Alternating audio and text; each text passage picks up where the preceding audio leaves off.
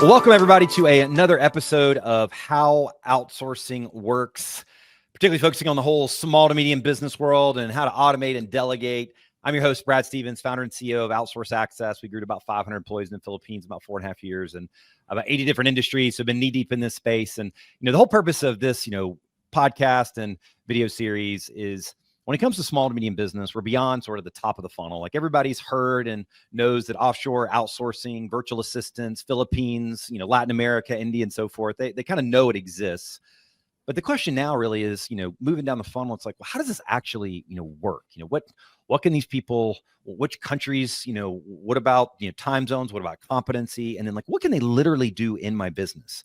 And that's always the question that people have. And Jabez, I know he's laughing because he's kind of seen that journey, with us in this path and himself as well, because it really is. It's kind of like how AI and ChatGPT is today. We were just joking at the beginning, right? I mean, I literally had to write a children's book for my kids, and it's like, it's a similar thing when it came to outsourcing virtual systems. When I first started talking about that, it's, you're limited only by creativity, right? It's sort of, you just kind of have to build the muscle, and really it's amazing once you kind of begin the journey, how they can impact and redefine how you scale. So anyway, excited to get off another episode, and I got a fantastic guest with a tremendously kind of colorful background and a texture of all kinds of things he's kind of involved in, engaging from speaking to teaching to writing, and doing kind of sales advisory. So Jabez LeBret, thanks for joining me, man. Oh, thanks, Brad. Always fun. So he's fresh in about to be podcast studio that's kind of next door. You were just telling me about. Well, it's almost there. It's so close. I was like, over to the new office, and I'm in a new office, which means I got nothing in here. I feel like I'm in a hospital. That's right. The fluorescent lights, you still have a nice glow to you. Well, we do have a window, so thankfully, at least. Oh yeah, a little bit of natural light there. Well, we'll going to dive into Javez's background here in a second, and kind of his journey. He and I have met each other and a number of guests through EO Entrepreneurs Organization. I mean, that's how impactful it's been. I've been a part of the organization for 15 years, and Jabez and I, he was in the San Diego chapter and the Atlanta chapter. We were in leadership together, and how we kind of met and then intersected, and him working with some of our staff, and just overall just, kind of gets the idea of automating and delegating and scaling. We'll hear about his background. But as always, let's kick off right at the beginning with kind of a tool tip podcast resource. I kind of have my guests kind of come and share. We're all trying out a new app, a new tool. And so ask the guests to share, and I'll kind of share one of the latest one that I'm using. So Jabez, what you got for everybody that's changed your life lately? All right, I got two. The AI tool, which I don't know if anybody's brought this one up yet, but NotebookLM. I heard that at a conference earlier this year, and I'm glad you mentioned. Holy crap. So NotebookLM is where you can drop a content link. So think like a large PDF, like upload a 300-page research paper or report or whatever it is, and then it will turn it into a podcast with two separate people talking about the content of the PDF and giving you the download of the summary and some of the details and the hot takes. And I mean, it's amazing. Like it literally, like you just take a massive report, whatever industry you're in, there's a report coming out. Yeah. Something. And so you take that report, drop it in there, and then you can kind of adjust and toggle like how snarky, how not, like how you want the podcast to sound. Yeah. And then how long you want it to be. And then it spits out this 20-minute podcast episode with two guests, and they're cracking jokes, and it's awesome. All right. As we're throwing up on the screen here. So everybody, because sometimes at a conference, I was at a franchise conference. We're starting to do a lot of work in the franchise industry. And this is one of the ones that was shared at a round table. And it's one of those with 1,000 tools I've heard recently to go check, but I had not recently. And I remember them telling the lake is literally, they would create a podcast communication back, but this is it, right? NotebookLM. Yep. It's a Google product, right? It is. Yep. It's a Google product, and it takes about 2 or 3 minutes to create the podcast. Yeah. And it's phenomenal. Because they don't actually talk about it making a podcast, right? Like on the features when they describe it, which I thought was kind of interesting. It's got more than podcasting. So it can do summary documents, executive summaries. It can do create a summary output in different formats. So there's lots of things it can do. Personally, what I have found it to be most useful for is here's a chunk of data, and I want somebody to talk about it. so that I can listen to it in my car, or I can listen to it while I'm on a walk or whatever.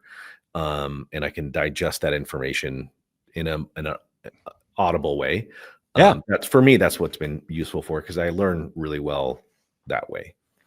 And who are the podcast voices that are talking back and forth? So you can pick the styles of voices. Yeah. I think I have mine set in British, and it's like a male and a female with like a very subtle British accent. So they sound smart. All right, everybody. So NotebookLM, fantastic. Yeah, I'm glad you brought that one back up. We're actually with relaunching our podcast and things that we're doing, because we've got 85 industries, and we've got all these like detailed playbooks of things that we've done in these different industries, and that would be a great way to upload that. Oh my gosh! So I'm going to jump on that right after this is over. Series. And the other one I got is a non-AI tool, non-automated, non-everything. The Mr. Thank You Project by John Israel. This guy, Gonzaga grad, I teach at Gonzaga University, awesome guy, took this journey where he wrote, and I won't spoil it, but he hand wrote 5 thank you cards a day for a year. And it's phenomenal. It's phenomenal. And it just really was a eye opener in some of the, I wouldn't say necessarily back to the basics. It ended up going so much deeper than that, because I'm like, thank you notes. Yeah. I get it. I forget to do it. I know. Yes, it's important. Write it out. Send it. It's so much more of a journey than that. And so highly recommend the Mr. Thank You Project by John Israel. It's awesome. Awesome. Can you hold it back up again real quick? Yeah. Can see it, make sure they again. Of course. So everybody can take a look. There we go. Yeah. All right. We'll make Check sure it out. Fantastic. Yeah. I mean, it's funny you mentioned on that, as far as our journey with inspired similarly was, when Frank Blake took over, back over Home Depot and had to reshape the whole culture. And I remember reading an article about him, and one of the things he did was wrote, handwritten notes every single day to frontline employees wearing orange aprons. And that was a part of what changed the culture at the front line. And actually based on that, that's kind of like, so at our company, I write personal welcome messages to every single VA that comes and joins us. And they've never had a CEO do that before, especially in the Philippines, and ask about their families and ask about their favorite podcasts. And I share the 21 Irrefutable Laws of Leadership with John Maxwell. But it's amazing the foundation that sets with our staff of a personal connection, and just, people just want to be recognized. Yeah. And they want to know they want to be a part of something bigger than themselves. And so that's awesome. Effort. I'm going to dive into effort. that. Like you're taking time, and that is a huge resource. And so it is giving somebody the respect and saying, I see you, I hear you, I respect you, and I'm proving and showing to you that is truth. I'm not just saying it out loud. I think it's such a powerful thing to do for somebody. That's why we love your staff, because your staff is really well equipped and supported. So we've always been like, oh yeah, no, they're happy, and everybody wants happy staff. Well, I mean, at the end of the day, right? I mean, it makes rising tide, lifts all boats in terms of the experience. And I mean, it's the right thing to do, and how to treat, people. But from a business standpoint, right? I mean, at the end of the day, you want people that are happy and satisfied and, fulfilled in what they're doing. And if you're hitting that target, it translates into the experience for clients, and, it makes people smile a little bit brighter in their journey. So, well, man, those are perfect. Those are 2 outstanding examples for everybody. We'll put in the show notes as well. And so my share actually today is going to be a very, very tactical one. For those of you that have a spouse that are like always telling you to stand up straight, right? Or maybe you got a little slouch, or you're kind of like a lot of us that are over a laptop and you're kind of bending over. So posture, there is this tool, little gadget called Upright, UPRIHT, that actually I bought a while back ago. I was wearing, I completely forgot about, lost it during our move, and I kind of refound it recently. But basically you put it around your neck. It's got like a little magnetic thing, and it kind of sits on your back, and then it got a mobile app, and it can tell like when you're hunched over. And if you're that position for more than like 5, you can set the settings for like 5, 10, 15 seconds, it'll buzz.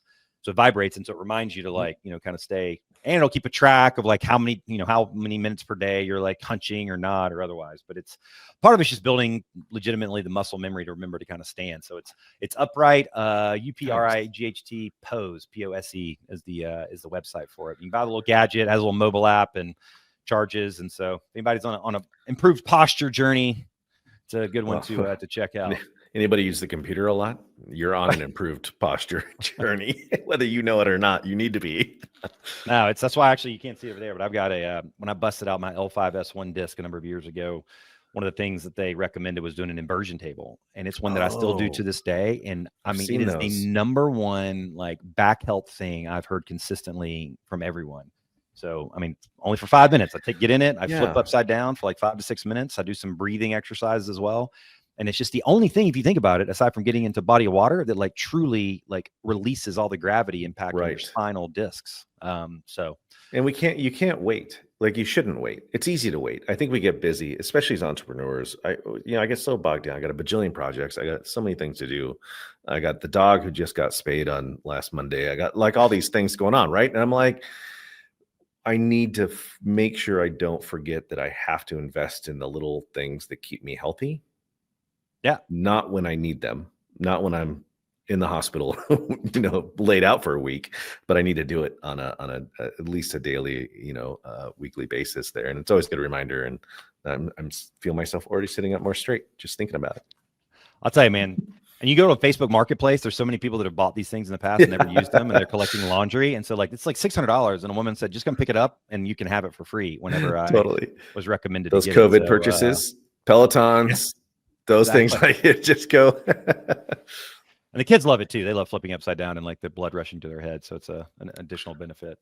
But yeah, I can't recommend enough. And to your point, like being proactive and doing things, not reactive when things are falling apart, but like, ahead of the game. And that honestly, I mean, I think from my long-term health and back health, doing that 4 to 5 minutes a day is probably the number one thing that'll have, big impact. So, and it's interesting. I was actually literally talking to somebody about this on the business sense. And I was like, think about your business as something that has a health to it. And I was like, you cannot wait until it is an emergency to then go solve the thing. I was like, you need to put in the tools and the systems and the habits and the process and the culture.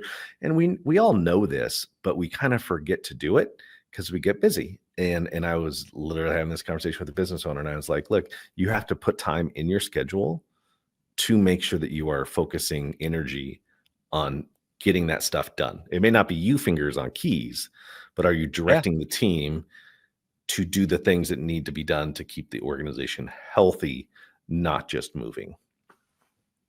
Yeah. I mean, it's the thing that none of us do well as humans is being proactive versus reactive. We especially entrepreneurs can procrastinate, and those things that give us endorphin hits and quick wins are what usually get the attention a lot of times. Yeah. So yeah, no, it's always running your business like you're going to sell it, because everybody we know that's gone through selling their business, and they get that list of a trillion things, like the way you should have been running your business for the last 5 years when they want you to upload it. So that's a great way. Is you ever want to know how to run your business, go get that punch list that they're doing due diligence, and that'll remind you real quick what you need to be doing. So well, cool, man. Well, thanks so much for that share. Those are good quick wins for everybody right out of the gates. And so all the kind of listeners kind of know my journey and her background through the various episodes and our whole world at Outsource Access and VAs, and been a lifetime entrepreneur, 25 years, built a bunch of companies, and building my last business, learned about the whole world of offshore, and decided I wanted to build a business to mainly cater to the small to medium business, community, because that's where my passion is, and how they can really kind of engage this whole world. And it's been amazing to see the path of just changing lives in the Philippines, and then seeing them work, not as an arm's length vendor, but like really working side by side, with, our clients and startups to, $200-300 million businesses, and kind of making an impact. So, but Jez, everybody, your kind of quick background, and I know you've been involved in a number of different things, and kind of give a little context, in the past and sort of current state of where you are. And then we'll kind of jump into, your direct, specific examples that everybody you can share on using the whole offshore world. Yeah. My first company that didn't go out of business was a marketing agency. That joke was not funny. I'm never going to tell that joke again. That joke was about 2009. It was about 2009. Started the company. All the fellow entrepreneurs know exactly that. They got I'm actually thinking about the pain of the one that I went through that did. Oh, so like that's where they're all. There's that one that didn't work. That grand idea. But my business partner, who Mark Homer, and I, he started this marketing agency that just worked with law firms, and built that agency up in Cincinnati, Ohio. Wonderful experience. Really enjoyed kind of learning how to break into a market where you don't belong, we're not lawyers, so it was a wonderful experience, and delving into the world of finding out how to navigate something you don't understand at all. You almost feel like you're wearing a blindfold. Sold my shares of the company to Mark in 2018 to open up an all-girls tuition-free boarding high school for underserved youth. Naturally, most agency owners go that route, I think, to the boarding school route. But I was a kind of a troubled youth, so I was homeless in high school and had kind of a tough upbringing, and I really had a passion for wanting to find solutions to help other kids who were dealing with similar life circumstances that were kind of getting in their way. I used to describe it as, when life is the problem, but you still want to do well. How do you reconcile that? How do we solve for that? So we built the school, which was awesome. Launched in San Diego. It was a fantastic program. Became EO eligible, just as the school itself is a pretty big program. COVID hit, and that was a rough time to be launching an innovative boarding school. So my wife and I had to kind of align what it is that we were going to do. Did some consulting for a while, and now I am teaching at Gonzaga University in the School of Business, which is an amazing experience. Getting to work with students and faculty is just such an incredible thing to do. Have a small children's publishing book company, and then I do some sales training and consulting with my buddy Steve Haru from the Sales Collective. Nice diversified portfolio. Yeah, no more eggs in one basket anymore.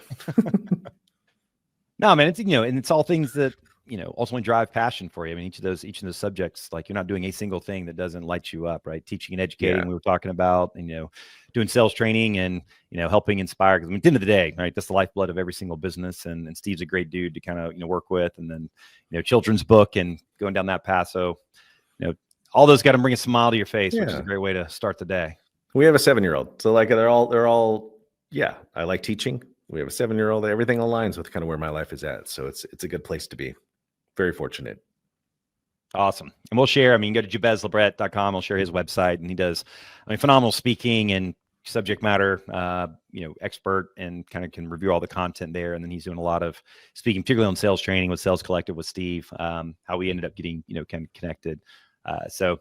Well, very good. Well, thanks for the background. And so kind of step into the whole world of offshoring and virtual assistants and so forth, and kind of how that intersected your world, several years, back. We've known each other for a while, and then, we were able to kind of provide and support you in your journey. So if you don't mind kind of going back to kind of that entry point and, when you were going to step into that path, and I think you maybe had heard me speak or kind of had, known about this kind of whole world a bit, but sort of what was your mindset space, kind of what was the current state of where you were that kind of drove the need for it? And what were some of the doubt, fears, concerns you had kind of going down that journey, that other listeners may have had? Totally. Outsourcing is an interesting shift. I remember my very first time ever doing it, we had 28 staff in our marketing agency, and we looked around and we're like, oh man, we are drowning in payroll. We're going to have to do something. Otherwise, we're not going to be able to stay in business. And so it was kind of outsourced by necessity, not necessarily strategic, if that makes sense. When that happened, we didn't, I think, take the proper steps to do the due diligence and know what the hell we were doing. And so we just jumped in. We're like, all right, well, we're going to outsource this software development to India. And then we're going to outsource our calling and answering in emails and setting up profiles. We used to create online the directory listings at all the different, 50, 60 online directories for law firms. And so we immediately hired the cheapest VA we could find in another country to go in and fill out these profiles online, because we're like, this is so easy. It's like a name and an address. And across like 72 clients or something, across 50 plus profiles per client, this VA had selected that they speak American Sign Language because they didn't know what that is, which is fair. Like, why they wouldn't necessarily, they're not from here. Why would I expect they would know that? So we had hundreds and hundreds of profiles. And in the legal space, you can't do stuff like that. Like, it has to be accurate. Like, you cannot say, that Yeah. you speak a language you don't. Like, it's like a regulated industry. And so we're like, oh my gosh, like our client's going to be so mad. And so we like went into like emergency mode. And I think that speaks to my first thought on outsourcing, which is that I had forgot that the quality of my instruction is unbelievably impactful on the output that I get from the person I'm working with, which is true in any work situation. It's not just outsourcing, but for some reason that switch just turned off and we're like, oh, outsource, we just hand it over and they just go do it. We wrote the instructions out, hey guys, and then no, you guys are fine. I got the faculties dropping into the new office. Everybody wants to see our new space here. Oh, nice. Our podcast studio is not done, so I had to pop over here to the office. But welcome. No, you guys are fine. Good to see you. And so we like having multiple guests on the show. I know. Who knew? They just moved us downstairs, so everybody's like, "What is downstairs?" I'm like, "Actually, I have a window, which at a university is a big deal." So yeah, I think that the first instructions there on making sure that we were giving clear instructions that were complete was a huge like, oh, we didn't do a good job on that. We thought we were being clear, but we really weren't being clear enough. Yeah. Was a big discovery for us. Yeah. And that's, a common theme in terms of, the garbage in, garbage out kind of, analogy. Yeah. And, a lot of, and that's, particularly like in our journey when we kind of bring people on is really, and some people have different experience with it, but like guiding how to communicate and how to unpack what the requirements and so forth are. And now, particularly using tools like Loom, you can do screencasting. Oh yeah. And, you can unpack and provide a lot of clarity. And that's actually something we kind of require, anybody we're engaging with to learn how to do screencasting because it's such a game changer on unpacking, exactly what needs to be done and, providing the detail, and it'll even do the AI and provide like the step-by-step instructions. So you can kind of get SOPs, clarified. Oh yeah. And if I had that, right, if I'd done that, it would have been so obvious to the person on the other side. So it's like, I didn't think to equip them with the right way to approach the learning. Yeah. And so I just kind of went on with some assumptions, and then I hadn't thought like, and that right makes total sense. I could have shown them what to do. Click here, click here, click. Don't ever click this, because I would have been thinking about it while I was doing the things. Yeah. And yeah, so that's a big one. Well, it's, and you can't bring, a lot of people, when they go to offshoring and virtual systems, they think it's different than like bringing someone else into their organization. And, a lot of entrepreneurs, as we know, their business and situation is a bit of a chaotic situation, and you can't bring someone into a dumpster fire and all of a sudden expect like, and they're like, oh no, it's their fault. Well, no, really, like, unless you have some level of order that's going on and, can step into it. It's not like, some people, like these people in a magical land, another part of the world, that just come out of the womb knowing how to read my mind and to do things for, $3 an hour.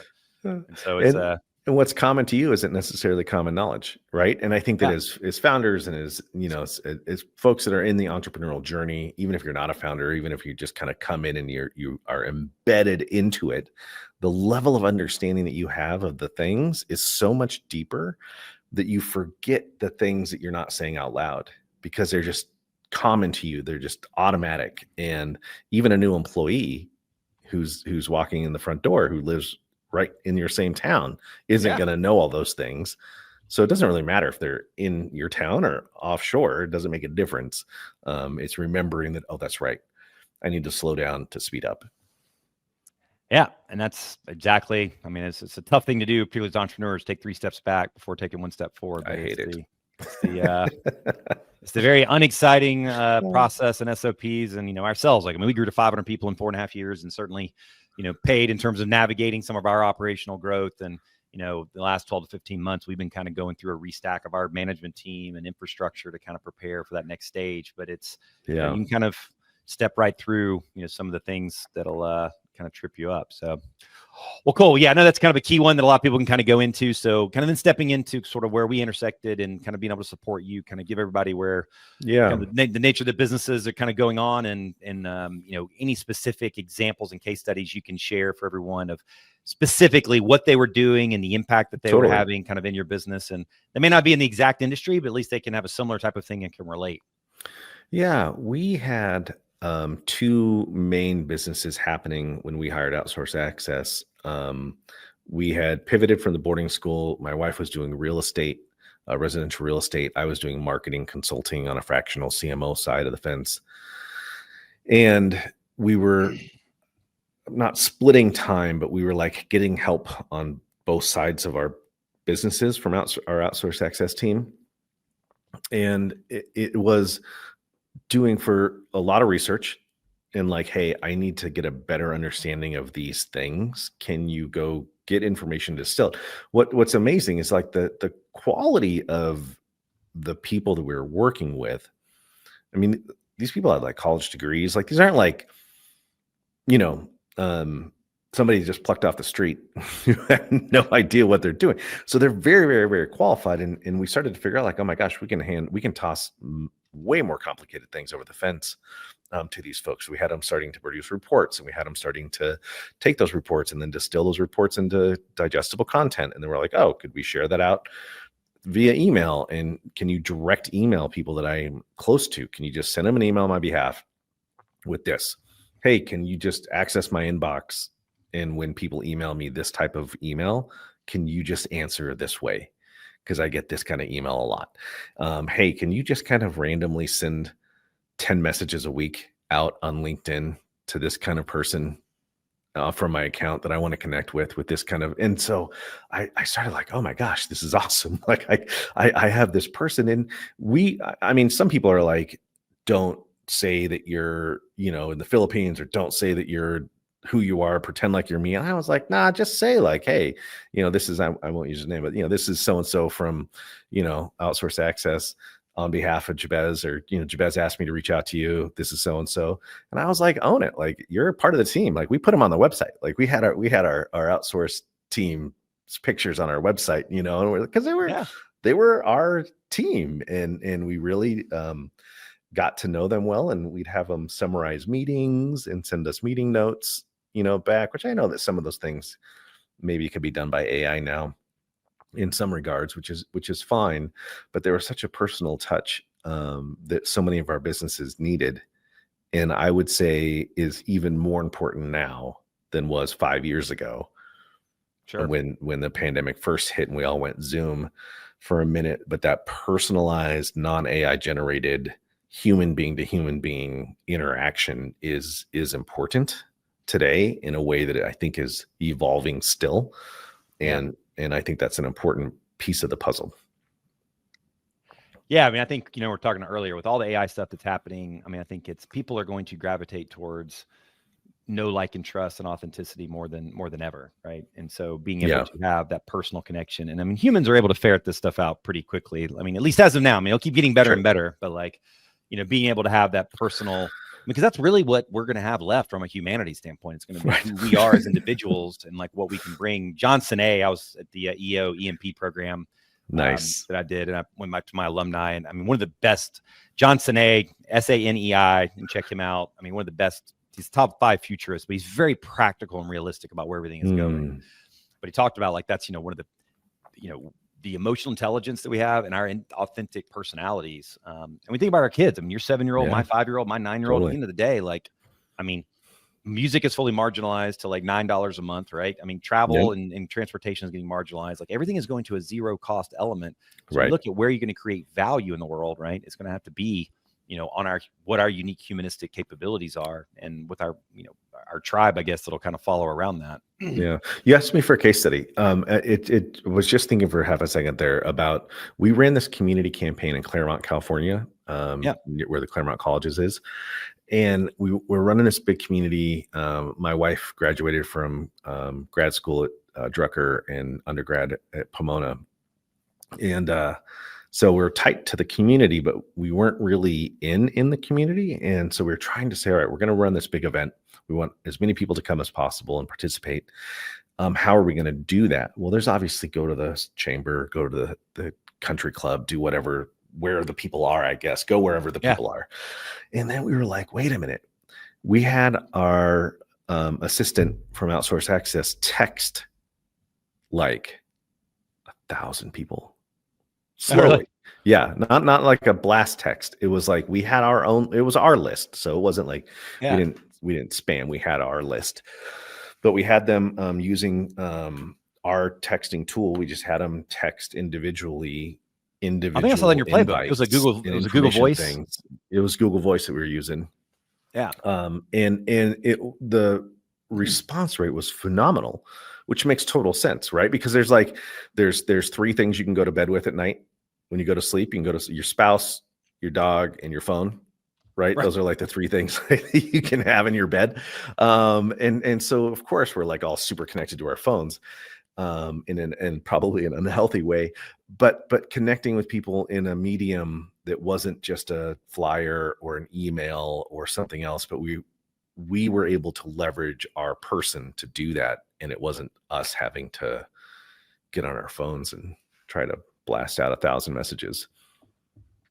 Yeah. I mean, it's all those little things, right? And, when we talk about it with clients, it's, where are you going to begin this journey, right? And we'd have this 2-question exercise template I'll share with everybody. And it's just sort of truly taking time. Like, what are the things that you want off your plate and how many hours are you spending on it? But then that second bucket is, what are the things that you want to be doing?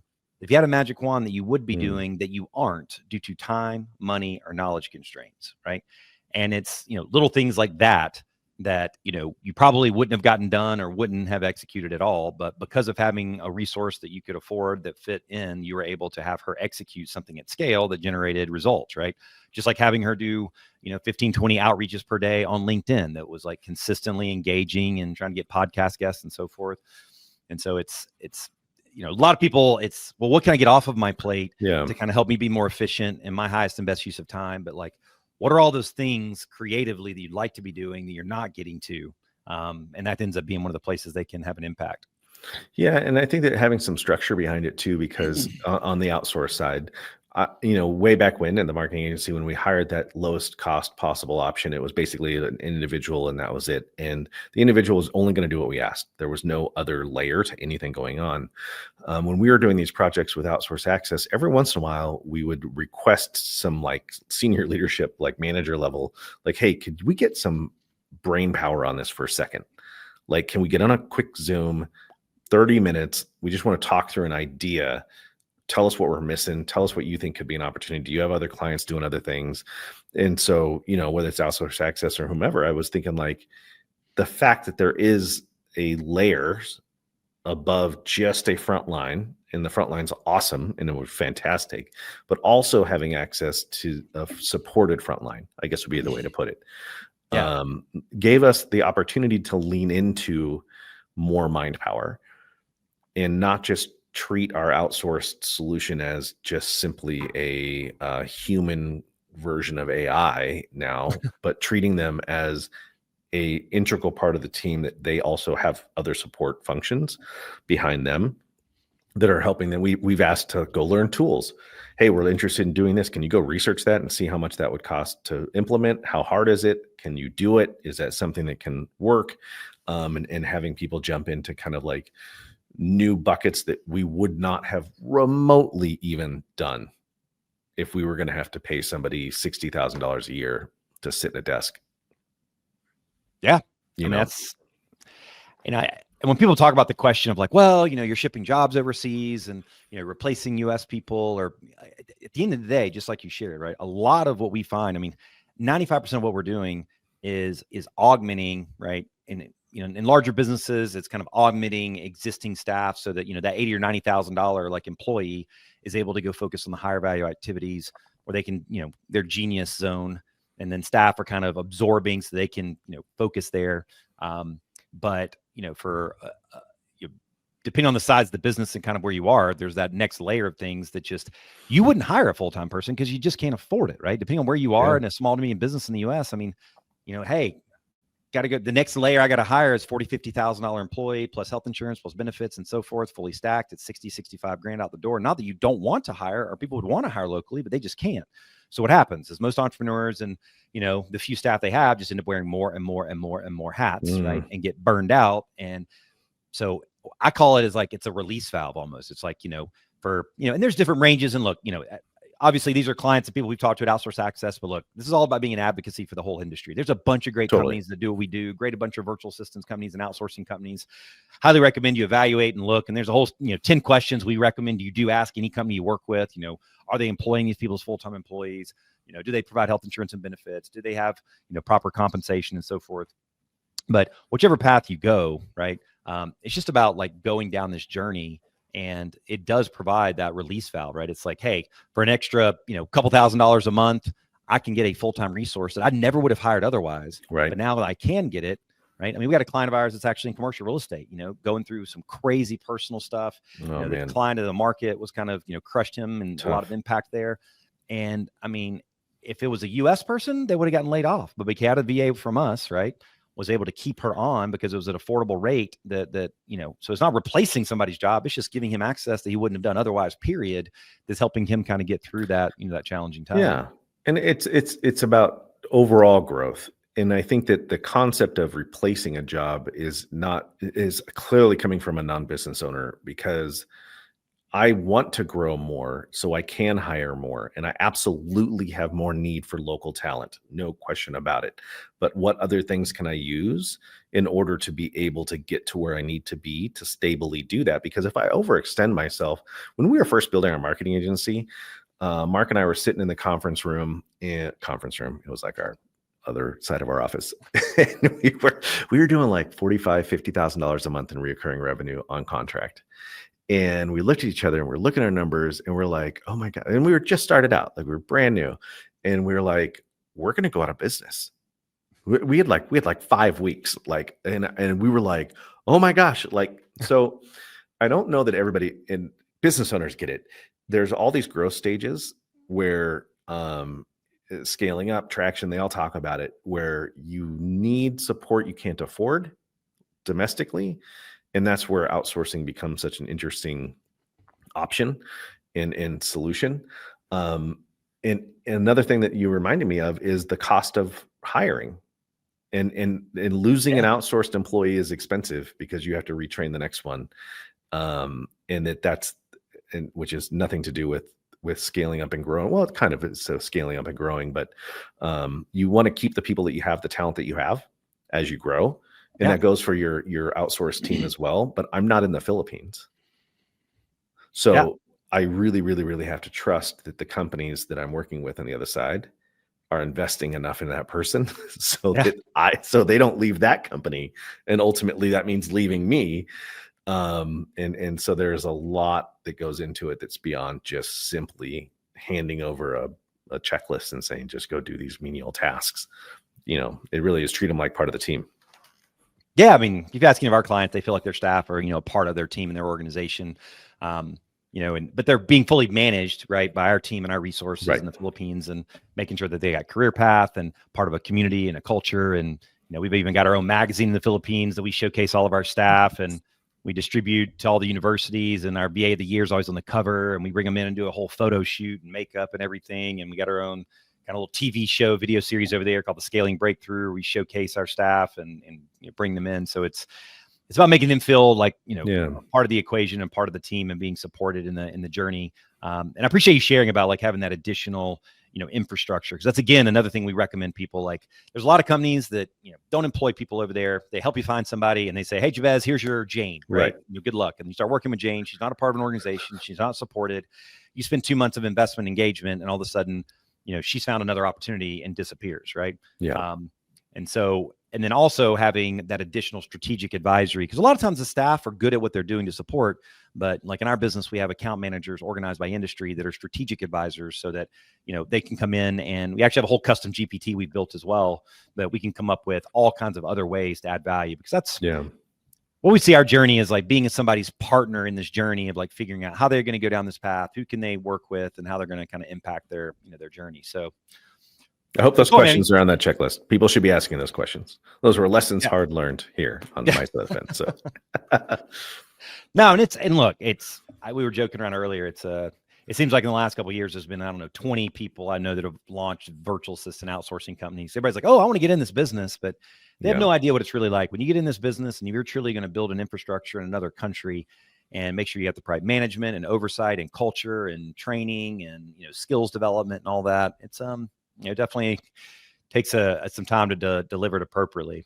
Well, cool, man. These have been some great examples that you kind of shared. I mean, everything from Google voice text campaigns to, helping to, do LinkedIn outreach and be able to get, staying in touch with relationships. I think in the tech stack, I was looking back kind of your guys' playbook. You had everything from HubSpot to LinkedIn to, KV Core, I think was another KV Core from Keller platform. Williams. Yeah.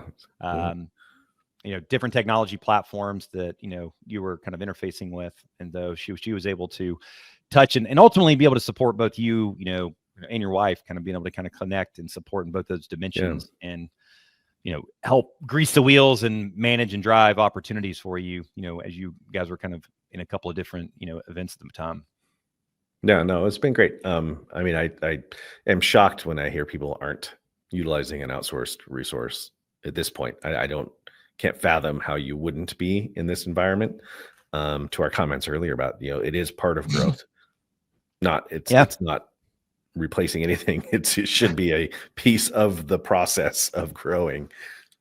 Yeah, it's not really an option these days. I mean, again, as I share, this isn't a short-term tip or trick, whether it's us or, any other companies that are out there, like you have no choice to not go this path. Like, I mean, just like AI, like you don't have a choice. You can't put your head in the sand and you've got to embrace it. Work is getting more global. It's going where, I got a buddy of mine that's got a commercial, refrigeration repair business. Right. And, a lot of people in the industry is like, who am I going to use people in the Philippines for? Well, he has 25 of them who run all of his infrastructure. Oh my gosh. And he is growing faster than all of them and, gets private equity officers nonstop because none of the people in his industry are getting on board with this concept. And he's just smoking them in terms of his performance and ability. So you said it, what shouldn't you be doing? What could you be doing?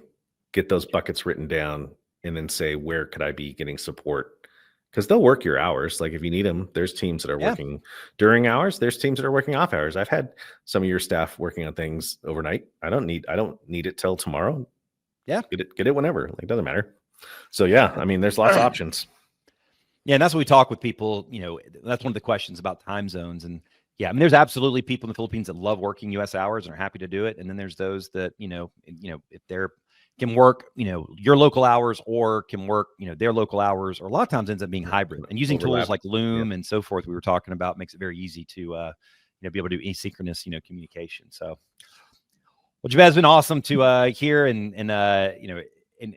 one other point you just mentioned and talking about is, and we were discussing earlier, which is no matter what business you have, right, in the world of AI, is that as an owner, you've got to end up getting out there and being a thought leader and educating and being representation of your brand, and that means producing content, producing videos, getting things out on social, posting on LinkedIn, and so forth. Whether you want to or not, like that's the journey. And I mean, I can't imagine that's one of the best ways to use a VA is to, be able to shoot the content. They can chop it, edit it, get it distributed. I mean, I got 2 staff full-time on my LinkedIn account doing nothing but produce LinkedIn lives and so forth. Yeah. So, particularly if you're a speaker or a thought leader and you want to get opportunities, it's a critical element for scale there. But also, just for any business owner to kind of be that thought leader can help in that process. So, well, as far as folks finding you, Jabez, I mean, I know kind of what you're currently involved in, and I've got your sites up here. I'll throw up for everybody to kind of check out.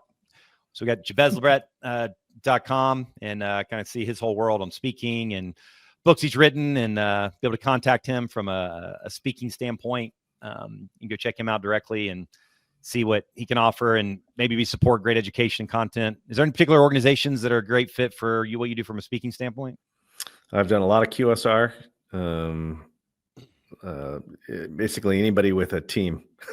No, I've been doing lately. It's a lot of sales organizations and companies, particularly B2B sales is really where I'm spending a lot of time these days.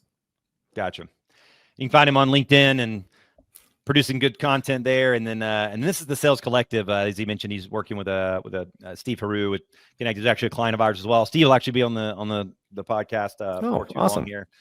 And got a phenomenal organization called the Sales Collective. And so Steve's, kind of another speaker alongside Steve to kind of share and educate on their philosophy and content and do some advisory work. And there's a tool. So as far as the takeaway as well, folks want to go to the Sales Collective, you can go and check out one of the tools that's on there called the Daily 100.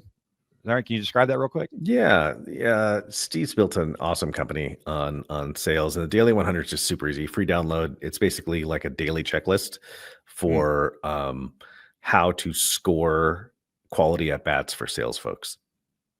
So Gotcha. forget about quota percentages, focus on quality at bats, and you will, if you're doing the sales or you got a sales team, getting down to that kind of like, what do I do? What habits do I have every day? And then focusing on those only are the things that are going to really start driving results. Yeah, it's all about just the leading indicators and those daily activities kind of over and over. Yeah. So you go to the salescollective.com/daily-100. You can get directly to that resource that you can kind of download and engage. And on our end, we've alluded to it a little bit, is our 2-question process tool. So if you want to shoot an email to tools@outsourceaccess.com, tools with an S at outsourceaccess.com. Don't have to write a message or anything. Just put Jabez, Jabez, in the subject line. We know it kind of came from the episode here with Jabez, and got a great little template that we'll shoot your way. That again, if you never outsource or offshore a thing at all, this is an amazing exercise to do to really isolate the constraint points in your organization. You'll have a first tab in here, and we'll just send you a direct link to access it. It's kind of a Google Doc template.